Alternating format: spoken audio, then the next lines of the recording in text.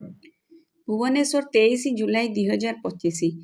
ଆଜି ଲୋକସେବା ଭବନଠାରେ ମୁଖ୍ୟମନ୍ତ୍ରୀ ଶ୍ରୀ ମୋହନ ଚରଣ ମାଝୀ ଘଟଗାଁ ମା ତାରିଣୀ ପୀଠ, ଯାଜପୁର ମା ବିରଜା ମନ୍ଦିର ପରିକ୍ରମା ପ୍ରକଳ୍ପ ଏବଂ ଏକାମ୍ର କ୍ଷେତ୍ର ବିକାଶ କାର୍ଯ୍ୟର ସମୀକ୍ଷା କରିଛନ୍ତି।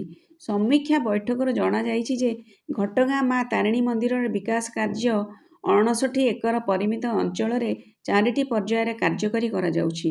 2.5 ବର୍ଷ ମଧ୍ୟରେ ଏହି ଉନ୍ନତି ଓ ସୌନ୍ଦର୍ଯ୍ୟକରଣ କାର୍ଯ୍ୟ ସମ୍ପୂର୍ଣ୍ଣ କରାଯିବ ବୋଲି ଲକ୍ଷ୍ୟ ରଖାଯାଇଛି। ଘଟଗାଁ ମା ତାରିଣୀଙ୍କ ପୀଠରେ 200 ଶଯ୍ୟା ବିଶିଷ୍ଟ ଏକ ଯାତ୍ରୀ ନିବାସ, 300 ସିଟ୍ ବିଶିଷ୍ଟ ବ୍ୟାଖ୍ୟାନ କେନ୍ଦ୍ର, ନଡ଼ିଆ ଗୋଦାମ, 500 ସିଟ୍ ବିଶିଷ୍ଟ ପ୍ରସାଦ ସେବନ ଗୃହ, ଫୁଡ୍ ପ୍ଲାଜା, ପାର୍କିଂ ସୁବିଧା, ମାର୍କେଟ କମ୍ପ୍ଲେକ୍ସ, ଡ୍ରେନେଜ ସିଷ୍ଟମ, ପୁଷ୍କରିଣୀ ଏବଂ ରାସ୍ତା ଉନ୍ନତିକରଣ କାର୍ଯ୍ୟ ଇତ୍ୟାଦି ରହିଛି।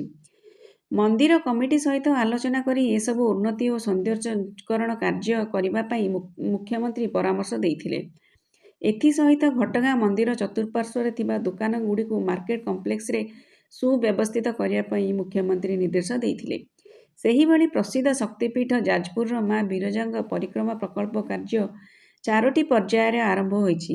ଏଥିରେ ମନ୍ଦିର ପରିସରରେ ସୌନ୍ଦର୍ଯ୍ୟକରଣ କାର୍ଯ୍ୟ, ମନ୍ଦିର ଚତୁଃପାର୍ଶ୍ୱ ବିକାଶ, ବିରଜା ହାଟ ସ୍ଥାପନ, ବ୍ରହ୍ମକୁଣ୍ଡର ପୁନରୁଦ୍ଧାର ଓ ସୌନ୍ଦର୍ଯ୍ୟକରଣ, ବ୍ୟାଖ୍ୟାନ କେନ୍ଦ୍ର, ଧର୍ମଶାଳା, ହାତୀପୋଖରୀ ପୁନରୁଦ୍ଧାର ଏବଂ ଭକ୍ତ ଓ ଶ୍ରଦ୍ଧାଳୁଙ୍କ ପାଇଁ ଅନ୍ୟାନ୍ୟ ସୁବିଧା ଉପଲବ୍ଧ କରିବା ପାଇଁ କାର୍ଯ୍ୟ ଅନ୍ତର୍ଭୁକ୍ତ ଅଛି। ଆହୁରି ମଧ୍ୟ ପ୍ରଭୁ ଲିଙ୍ଗରାଜଙ୍କ ଏକାମ୍ର କ୍ଷେତ୍ର ଉନ୍ନତିମୂଳକ କାର୍ଯ୍ୟ ସମ୍ପର୍କରେ ବୈଠକରେ ଆଲୋଚନା ହୋଇଥିଲା।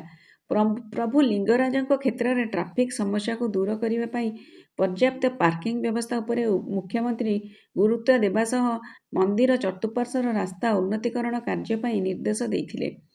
ମୁଖ୍ୟମନ୍ତ୍ରୀ କହିଥିଲେ, ଏକାମ୍ର କ୍ଷେତ୍ର ହେଉଛି ଭାରତବର୍ଷର ଏକ ପ୍ରାଚୀନ ଶୈବ ପୀଠ। ଲିଙ୍ଗରାଜ ମନ୍ଦିର ଚତୁଃପାର୍ଶ୍ୱରେ ଅନେକ ଛୋଟ ବଡ଼ ମନ୍ଦିର ଅବହେଳିତ ଅବସ୍ଥାରେ ରହିଛି। ଭାରତୀୟ ପ୍ରତ୍ନତତ୍ତ୍ୱ ବିଭାଗ ସହିତ ଆଲୋଚନା କରି ଏସବୁ ମନ୍ଦିରଗୁଡ଼ିକର ଉନ୍ନତିକରଣ କରାଗଲେ ଏକାମ୍ର କ୍ଷେତ୍ରରେ ଆଧ୍ୟାତ୍ମିକ ପରିବେଶ ବଜାୟ ରହିବ ବୋଲି ସେ କହିଥିଲେ।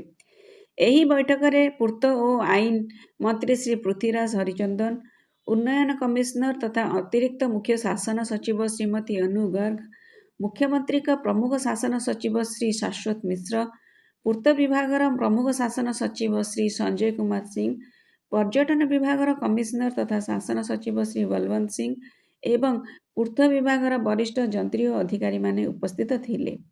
ସମୃଦ୍ଧ ଓଡ଼ିଶାର